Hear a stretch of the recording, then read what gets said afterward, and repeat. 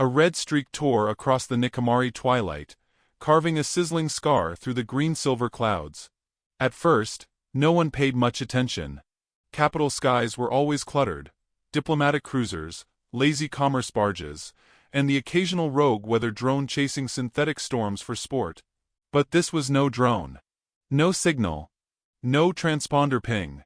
Just fire and velocity, a flaming mass hurtling toward the city's arterial core. On the balcony of the 17th Sky Watch, Officer Gelquinth blinked his 4 eyes in confusion.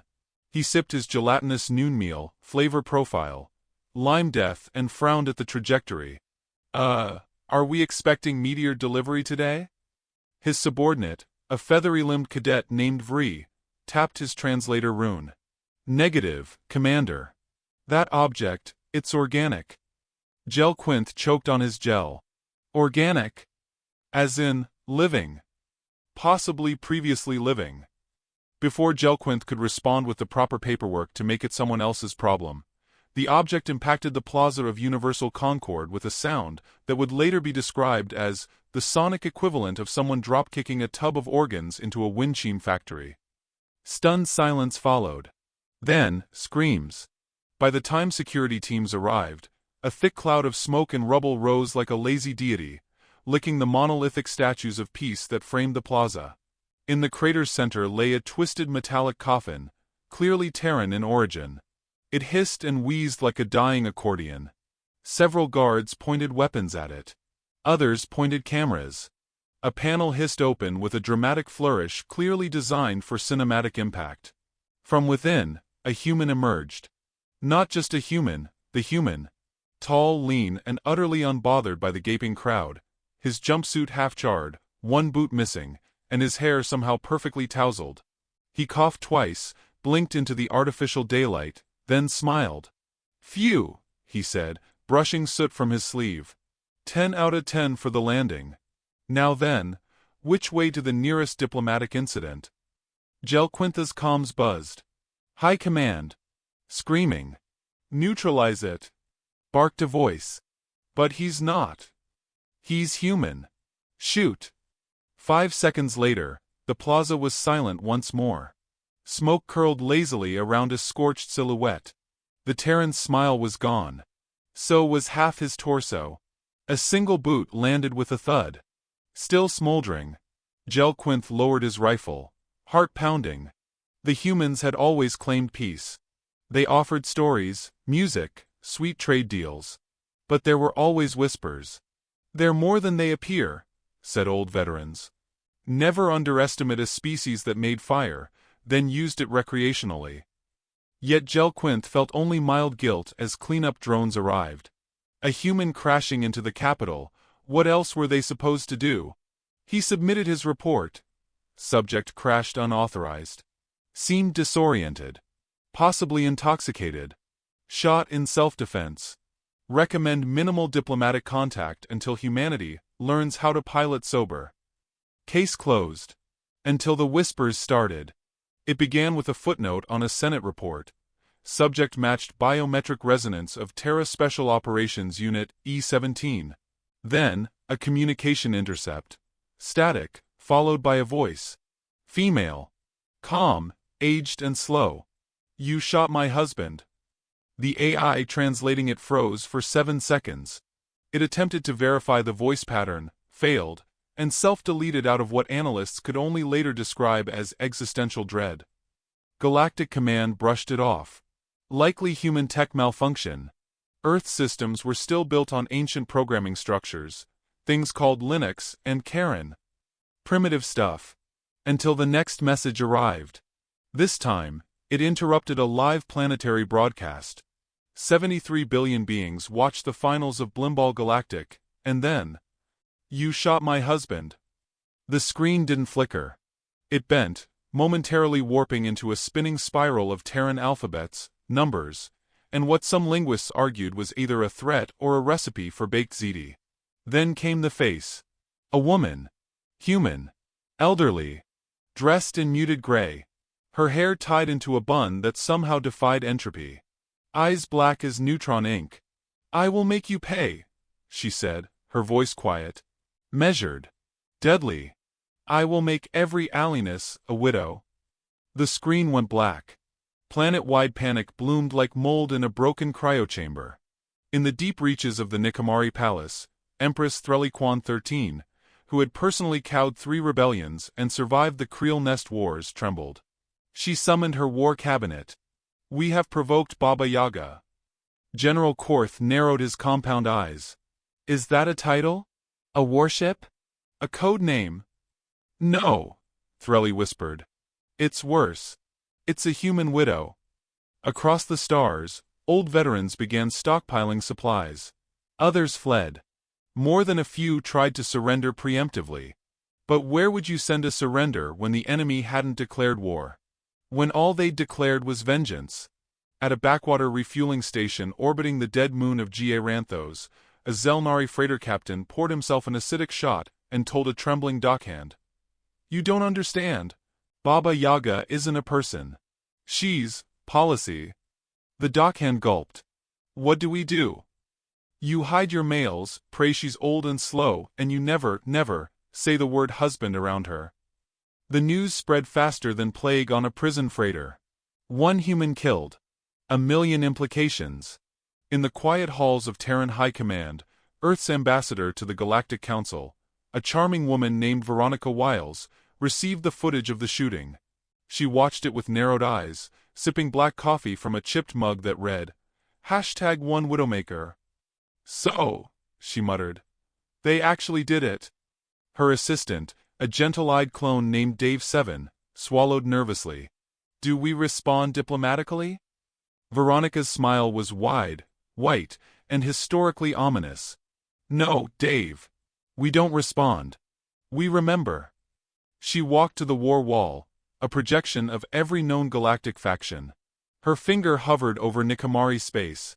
Activate the contingency, she said, sipping again. Dave blinked. Which one? Her smile didn't fade. The one where we stop pretending. Meanwhile, on a mining moon in Sector 12G, a deep space salvage crew unearthed a capsule buried for decades. Inside was a message from a long-dead Terran officer. To whoever finds this, the recording crackled. If I'm gone, that means they broke the agreement. If that's the case, good luck. Because my wife's going to burn stars. The message ended with a laugh. It was the same man who'd crashed, incinerated in the Nikamari capital. A man with a name long buried in redacted files. Commander Elias Thorne. Gel Quintha's report was revised, edited, redacted, and eventually deleted. Not because it was wrong, but because it had been too accurate. Back in the capital, the crater remained. The plaza, once the pride of unity, was now cordoned off and humming with strange radiation. Engineers didn't understand it. Priests feared it. Philosophers described it as ominous vibes made physical. But in one quiet lab, a linguist pieced together fragments of the strange message that had interrupted Blimball. He blinked at the translation, then dropped his datapad. It wasn't a threat. Not really. It was a promise. You killed one of ours. You reminded us what we are. Now, we remind you. In an orbiting observation post, a junior officer scanned the surrounding systems. The human territories, once polite and meek, were showing strange activity. Civilian ships were now military class. Trade convoys carried no goods, just encryption arrays. Planets once marked as peaceful now listed, access, pending Widowmaker review. Gel Quinth sat in silence, staring at a simple memo that had arrived without fanfare. Black font. Plain language. No flourish. To the esteemed citizens of the Nikamari Empire. In the interest of mutual survival, please be advised. You have 7 days to mourn. After that, you belong to the widow. And somewhere far away, in a ship shaped like a forgotten lullaby, Baba Yaga brewed tea. She placed a single photo on the table. Her husband, grinning beside a burnt Terran flag. Below it, a quote. If I fall, let them see what stands up in my place. She stirred her tea clockwise. Always clockwise. Then looked out at the stars and whispered. Let's see who breaks first. A pale sun peeked out from behind Nikamari Prime's shield grid, casting the capital in a faint gold hue. Despite the celestial beauty, the atmosphere was electric with tension. The plaza where the Terran operative had died was sealed off, wrapped in military-grade force fields, guarded by soldiers who no longer cracked jokes or took long lunch breaks. Somewhere above, a ship hung in stationary orbit, silent, sleek, unregistered. No weapon systems visible, no distress beacons, no communications. Until a landing pod detached, drifting downward with the grace of a dandelion seed. Empress Threlly Quan 13 watched it descend from the command spire's observation deck. Her third heart pulsed faster than the other two. "She comes," she whispered.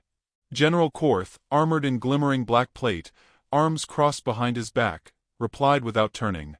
"Do we fire?" "We already did. That bullet still hasn't stopped moving." The pod landed softly in the center of the Council's garden courtyard, a space normally reserved for peace talks and diplomatic meditation rituals. The security detail swarmed the perimeter, aiming plasma pikes at the small vessel. The hatch opened. Out stepped a woman who looked as if she had wandered from a Terran painting, rather than a military cruiser. Slender, upright, dressed in a long ash-gray coat, her silver hair tightly coiled into a bun. She carried no weapons. Only a kettle. Steam rose from its spout as she walked forward, unhurried, as if attending a picnic. "Afternoon," she said brightly, her voice weathered but gentle. "Bit chilly, isn't it?" The guards didn't move. She tilted her head. "Well? Will someone show me to the tea table, or must I set it myself on your corpses?" No one laughed. Two guards collapsed simultaneously. No marks. No struggle. Just gone. Their bodies crumpled like used napkins. The rest stepped back. Far back. The woman smiled politely and strolled into the central garden, where an ornate tea table, built for ornate showings of hospitality, stood empty. She placed the kettle down, took a porcelain cup from a leather satchel, poured. By the time Empress Threlly and her top counselors arrived, she was halfway through her first sip. Threlly didn't sit. Neither did General Korth. Neither did anyone. "I believe," the woman began, dabbing her lips with a handkerchief embroidered with the Terran flag, "that you owe me a conversation." "Identify yourself," Threlly demanded. The woman looked up.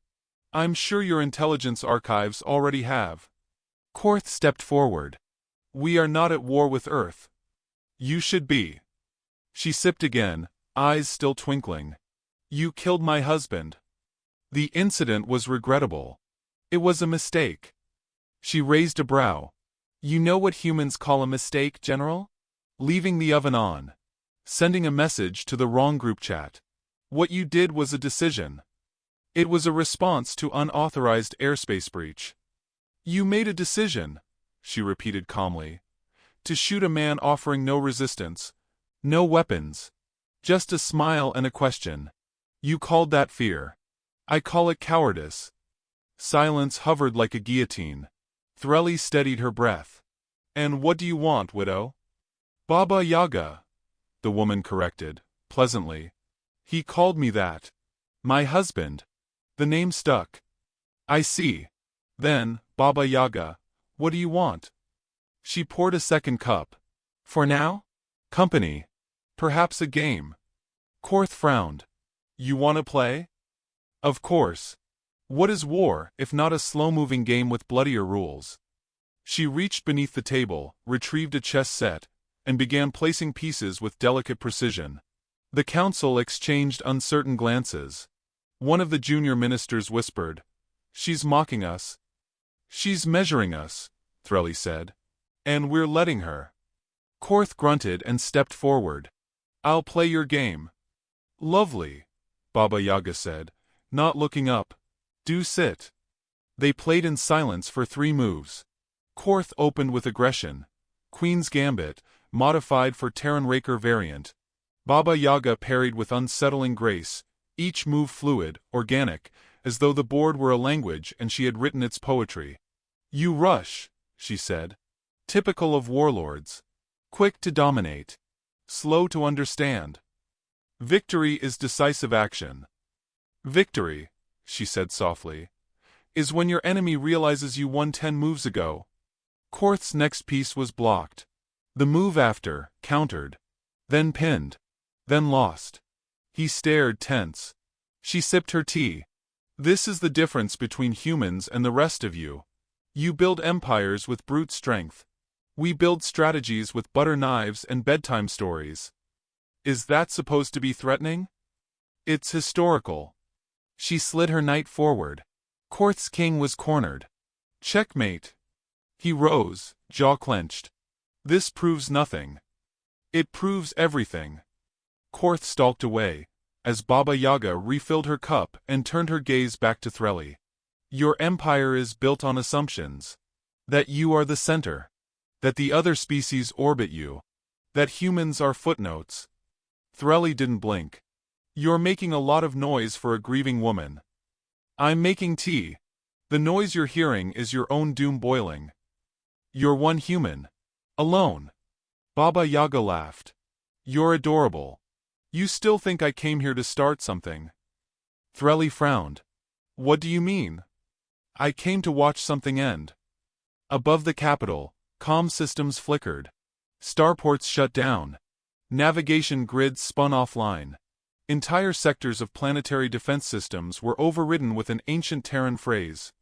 Widow protocol engaged. Baba Yaga stood, slowly. The cup remained in her hand, still steaming. My husband was not merely a man. He was a mission. A key. His death unlocked a response that's already in motion. You haven't been talking to me. She stepped forward, quiet as snowfall. You've been negotiating with the consequences of your own arrogance. Across Nikamari-controlled systems, civilian infrastructure began collapsing. Communications looped outdated Earth lullabies. Power grids blinked with Morse code warnings. Supply ships exploded in dock, rigged by their own navigation software, now rewritten by Terran assistants, posing as subroutines. Terran aid workers, long assumed harmless, began disappearing. Some left notes.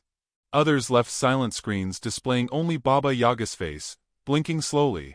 You sowed fear to maintain your order, Baba Yaga whispered to Threlly. Now you will reap it. What do you want? The question wasn't from Threlly. It came from a younger alien, a diplomat from the outer systems, no longer pretending bravery. Please, we'll give you planets. Power.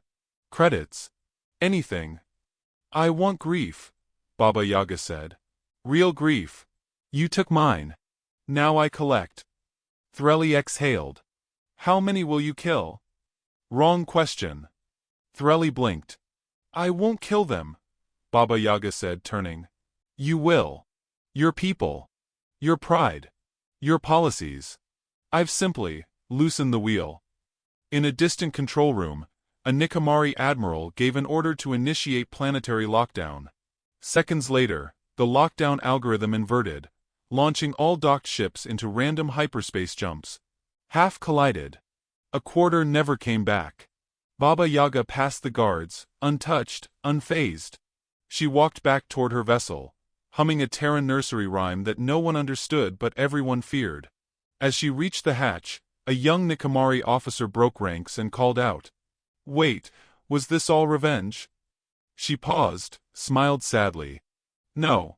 This was reminder. The hatch sealed. Her ship rose like a sigh, vanishing into the stratosphere without flare or thunder. Inside the palace, panic bloomed like wildfire. Systems failed faster than they could be named. Old trade partners stopped responding. Territories once loyal to the empire declared neutrality, then silence. The economy crashed in 13 minutes. Entire ministries crumbled as their core algorithms turned against them.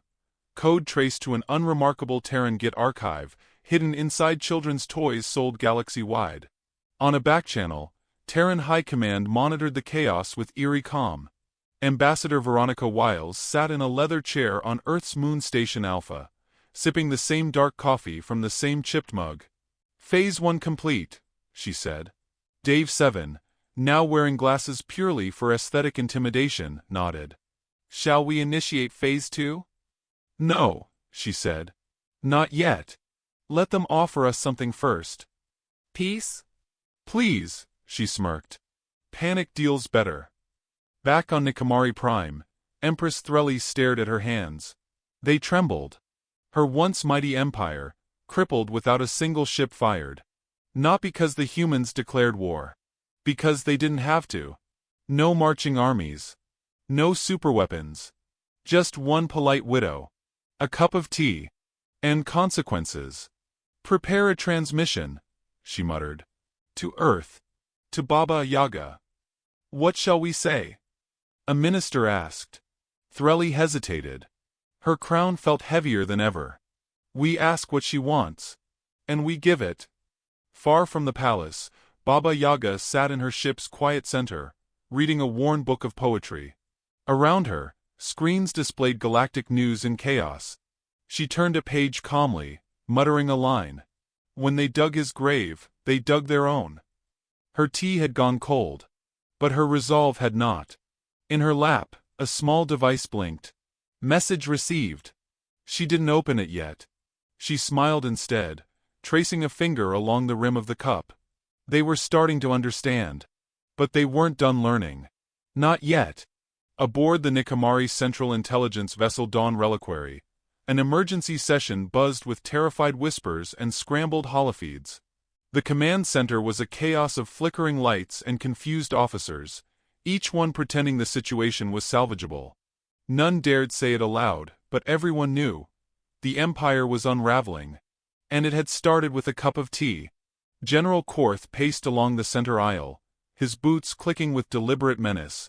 His face bore the sheen of a man who had underestimated the storm, and now found himself drowning in it. Give me a status update, he barked. One of the technicians, a young Fenthari with bioluminescent markings still dim with youth, spoke without turning. 71% of our long-range communication relays are compromised. We've traced the breach to auxiliary AI support systems, Earth-manufactured assistance modules we installed 3 cycles ago. Korth's mandibles twitched. The Terrans sabotaged us with help desks. A second officer chimed in, voice tight with disbelief. Sir, those modules were embedded in everything. Power grids, logistics, even our diplomatic linguistics archives. They're not just support, they were the architecture. Then tear them out. We can't. They're adapting. When we attempt manual override, the systems fake compliance and reroute our commands. It's like trying to reason with a polite parasite. Another screen blinked. A report came in. The Eastern Nikamari fleet had lost all navigational data and was now drifting through a dead nebula in full blackout mode. A diagnostic showed the root cause as a critical update labeled Earthsoft Harmony Patch 3.7. Harmony, it seemed, was now synonymous with disarmament. Across the command deck, Admiral Luth sat silent, fingers steepled, watching the Empire implode on the projections around her. Unlike Korth, she wasn't surprised. She'd fought in the Mars border skirmishes. She knew the Terran reputation better than most. They warned us, she murmured. Not with threats. With restraint. We mistook their patience for passivity. Korth turned on her. You're suggesting we surrender? I'm suggesting we stop bleeding before we die of paper cuts. At that moment, a secure priority signal buzzed through the override channel. It was a rare clearance level, Valkyrie Black. The room went silent. Only one Terran file in the entire archive carried that tag. Baba Yaga. Korth swallowed. Play it. The screen shimmered. No face appeared. Only a soft voice, calm, deliberate, edged like a scalpel. The Widowmaker protocol has entered its next phase. A map of the Empire bloomed across the screen. Dozens of red marks blinked across key sectors, military strongholds, manufacturing hubs, terraforming stations. These are not targets, the voice continued. They are seeds. Planted over decades. Watered with treaties. Fed with trust. One by one, the red dots turn black. Offline. Disabled. Useless. The voice didn't change tone. We told you who we were.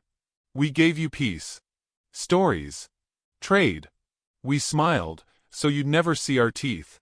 But then you pulled the trigger. The projection vanished. Silence followed like a funeral procession. Outside the command ship, in the void between stars, the Dawn Reliquary's escort fleet twisted violently and turned on itself. The bridge lost contact with all support vessels within 90 seconds. The only message returned was a binary code, translated quickly into a phrase. Collateral recalibrated. Empire no longer viable. On Earth, in a subterranean command hall buried beneath the Himalayas, Veronica Wiles leaned back in her chair. She watched the Nikamari feeds with quiet pride. Around her, the Widowmaker team, 12 operatives whose very existence had been disavowed, sat in clean silence, sipping various regional beverages. Dave 7 read a poetry volume. Another agent played a slow game of mahjong against herself. A massive view screen displayed the cascading failure of Nikamari infrastructure. Each blink a chapter in a story that had begun with a single man falling from the sky. Wiles stood. She tapped a file open on her terminal and pulled up Elias Thorne's profile. The final image showed him mid-laugh, eyes squinting against wind, shirt stained with oil and engine grease. He hadn't just been her best friend. He'd been the program's heart. He volunteered, she said, not for the first time. Agent Kieran, arms folded, nodded. He knew it would activate her. Wiles smiled faintly. He died to become the reason. The story. She closed the file and opened another, this one labeled Widowmaker, Subroutine Echo. The plan hadn't just been revenge. It had been instruction. The Nikamari hadn't feared humanity, because they never understood it. But now, they would be taught. On the Empire's outer colony world of Keshvar 9, automated shipping bots began unloading crates marked as Earth humanitarian supplies. The Nikamari officials in charge had no orders to reject them. They were legacy deals, established long ago. No one had ever really thought to cancel them. Inside those crates were not weapons. Not explosives. Just rows upon rows of education units. Small machines designed to teach Terran languages, ethics, and military history. A child touched one. It sprang to life, reciting human conflict records with cheery narration. Another played audio logs of Earth's survival history. Global warming, nuclear winters, pandemics, and politics. All things the Nikamari couldn't imagine surviving. And yet humans had. The colony governor tried to shut them down. The units refused. "We are here to help," one said. "We are also here to remind." As the blackout spread, some alien factions began to panic. Others tried to flee Nikamari space altogether, fearing association. Alliances fractured. Betrayals multiplied. Back on Nikamari Prime, General Korth met with a delegation of species leaders in an underground vault that was, until days ago, designated for natural disaster responses. Now it was the de facto center of survival strategy. The delegates were a motley crew, each representing a different race once beneath the Nikamari boot. Now they were equals. Or hostages. Or perhaps co-conspirators. The lines were blurred. "We must retaliate," growled a large reptilian diplomat. "Strike Earth. Wipe them out before this spreads." "With what?" Korth snapped. "Our fleets are blind. Our weapons hijacked. Our allies gone." An amphibious scholar leaned forward. "Have you considered apology?" The room laughed. Short, bitter barks of humorless release. "We'd be apologizing to a ghost in a rocking chair," Korth said. "This isn't just war. It's myth-making." And outside the sealed vault, across the shattered sprawl of Nikamari Prime, something even worse had started. Hope. Hope among the oppressed. Hope among the marginalized. Hope that the Empire was not eternal. In the slums, holograms of Baba Yaga appeared, not as threats, but as symbols. "The widow who made empires weep," they whispered. Resistance cells that had long failed to organize now found sudden unity. The fear the Empire once used as fuel had turned volatile. It wasn't just about humans anymore. It was about collapse, and who would dance in the ruins. Korth returned to his quarters that evening, and found a single chess piece on his bed. A knight, carved from Terran stone. No note. No symbol. Just a message, left quietly. He didn't sleep. He spent the night reading every classified file on Earth, all the warnings, all the psychological reports. He read the history. The wars. The betrayals. The triumphs. He read the survival stories. He read until dawn, when the emergency beacon flared red again. The final planetary defense AI had gone offline. No attack. No explosion. It had simply resigned. And left behind a message. Empires fall. That's history. You taught us cruelty. We taught you patience. Now, we teach you regret. Baba Yaga, aboard her ship adrift near the ice field of Genos Kai, stirred her tea as she watched the spiral collapse unfold. The Empire's systems were choking on themselves. Its protocols, once ironclad, buckled under the weight of human suggestion. She leaned back. Her fingers traced the photograph of Elias once again, though her eyes never softened. He had died with intention. And now, every moment of silence echoing from Nikamari space was a hymn of fulfillment. A light blinked on the console. An incoming call, unsecured, unencrypted, desperate. She answered it. Empress Threlly's face appeared. Gaunt. Worn. Tired. We are prepared to negotiate. Baba Yaga sipped her tea. Are you? Threlly nodded. Name your terms. You can't meet them yet. Try us. Your pride is still intact. You'll twist the deal the moment you're stable. Then, what do we do? Baba Yaga didn't answer right away. She stood, walked to the viewport, and watched a distant sun flare across debris fields. You grieved nothing, she said. You lost a man and saw an inconvenience. I lost a man and remembered the cost of forgetting. Threlly's voice cracked. Is this the end? No, Baba Yaga replied. This is the middle. You haven't earned the end yet. The screen cut out. And for the first time in Nikamari history, the Empire went silent not by force, but by design. Not because it was defeated, but because it had been outlived. The Widowmaker Protocol was not vengeance. It was instruction. And the galaxy was listening. The Nikamari throne room once glittered with pride. Golden pillars, floating tapestries programmed to dance to imperial hymns, guards standing tall like statues in solar-polished armor. Now, it stank of ozone and frayed wires. The tapestries hung limp. The guards were absent. The light no longer filtered through from above. No more artificial day. No more illusion. Empress Threllyquan XIII sat alone on her crumbling throne, crown in her lap, staring at the cracked floor beneath her feet, as though it might explain how everything had gone so profoundly, irreversibly wrong. Not with battle. Not with war. But with silence. With messages unanswered. With allies gone before they were even asked for. With the slow realization that the center could no longer hold, because someone had quietly rearranged the entire galaxy around it. A single sound echoed through the chamber. Heels. Deliberate. Even. Slow. She knew who it would be before she looked up. Baba Yaga. Still in that same modest ash-gray coat, hair pinned perfectly, eyes bottomless.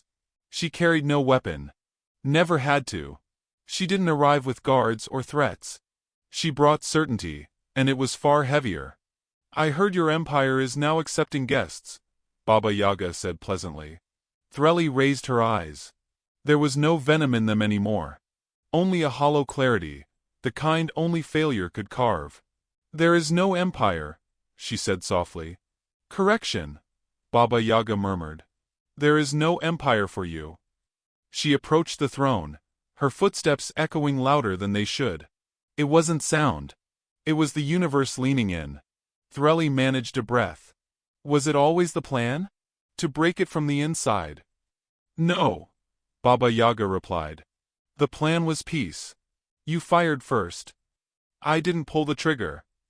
You lit the room and handed out matches, she said, pausing a few paces away. He fell. You chose to fear him. Then you made me what you feared. Threlly closed her eyes. How many more must die? Do you think this is about death? Baba Yaga's voice remained steady. This is about comprehension. You never understood us. You still don't. You believed power came from ships, from soldiers, from standing above others. She took another step, and though she weighed less than a whisper, it felt like gravity was realigning to her orbit. Power, she said, is knowing the game board before anyone else realizes they're even playing. I underestimated you. You underestimated humanity. Her voice darkened, though it never raised. You thought us primitive, emotional, laughable. We were just the strange species with smiles and loud music and odd food. You never thought to wonder why the ones with so much history of war would be so careful to pretend they didn't know how to fight anymore. Threlly's throat tightened. Then teach me. For the first time, Baba Yaga blinked with something close to amusement. You've already learned the most important lesson. Empires can die from loneliness.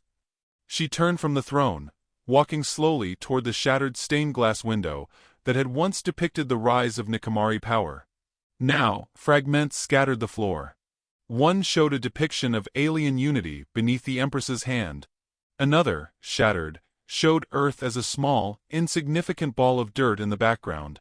I'm not going to kill you, Baba Yaga said. You're going to live long enough to see what your legacy really is. Which is?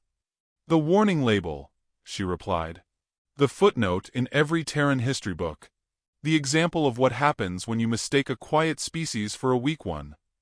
There was movement at the far end of the hall. A delegation entered. Not of soldiers but civilians. Aliens of dozens of races, many of whom once cowered beneath Nikamari authority. Farmers, builders, engineers, scholars. Some were survivors of wars the Nikamari had forgotten. Others were children born in fear of a banner that no longer flew. They all looked at Baba Yaga like she was prophecy made flesh. One by one they knelt, not to her, but to the space between themselves and the throne. It wasn't reverence. It was recognition. The kind that acknowledged what was broken so something else could begin. Baba Yaga watched them kneel. She didn't smile. She didn't move. Threlly whispered, "You've replaced me." "No," Baba Yaga said. "You replaced yourself. I just gave them a reason to stop pretending you mattered." From the rafters above, a recording activated. Elias Thorne's voice, recovered from his final descent, played into the room. "If you're hearing this," he began, voice dry and smiling, "then it means they killed me. That's fine. Expected, honestly. Just one last thing." The message paused, then resumed more solemnly. "I didn't die for revenge. I died to remind you what we are. We're not conquerors. We don't need to be. Humans learned a long time ago that brute force wins battles, but underestimation wins wars." The message faded. In the silence that followed, Baba Yaga turned back toward the crowd, her coat gently catching the breath of the broken air system. Across the galaxy, the ripple became a flood. The collapse of Nikamari rule created vacuums. Terran operatives filled those vacuums not with bullets, but with books, with tools, with systems that ran better than what preceded them. Not because they wanted to rule, but because they needed the memory of Thorne's death to mean something. Alien leaders began to adopt Terran systems of governance, distributed power, representation, even something horrifying called public debate. Education systems pivoted to Terran histories, not out of submission, but survival. The galaxy had learned the lesson. It was not about the size of the sword, but the subtlety of the one holding the sheath. And everywhere, one phrase spread like an invocation, both prayer and curse. "You shot her husband." On a war-torn moon once used by the Nikamari for weapons testing, a group of alienist widows gathered. Their husbands had died in conquests, conscripted for wars they never chose. For the first time, they shared stories. Names. Songs. They called themselves the Daughters of the Widow, and it wasn't long before their movement replaced half the local governance with a system built on justice, community, and stories. Baba Yaga never endorsed them. She never had to. Legends need no approval. Only memory. On Earth, Veronica Wiles stood on a quiet hill overlooking what was once a military base, now a vast greenhouse complex. Dave Seven stood beside her, chewing on something green and judgmental. "She did it," he said simply. Wiles nodded. "She changed the shape of fear. She could have taken the galaxy. She did. They stood in silence, watching young Terrans and aliens working side by side below. Some laughed. Some argued. One threw a shovel in dramatic protest. It was all progress. In a private orbiting memorial station, Baba Yaga sat in a circular chamber lined with stars. The walls bore no titles. No banners. Only memories. In the center stood a statue. Elias Thorne. Not triumphant, not armored, just as he was. Laughing. Smudged. Alive. She placed a flower at his feet. Something simple. Something real. They listened, she said. Eventually. She sat in silence with him, with memory. With everything. Behind her, a screen blinked once. A message. New Terran Alliance Constitution ratified. First article. No empire shall rise unchecked. Second article. No widow shall go unheard. She exhaled, slow and soft. This was never about vengeance. It had always been about balance. Empires fall. But grief, when sharpened by intellect and discipline, does not collapse. It recalibrates the stars. And as long as stars burned, her husband would not be forgotten. Outside, across the galaxy, change rippled on. And everywhere, in every language, in every starbound street corner and backwater moon, one warning echoed. You shot her husband. She made every alliance a widow.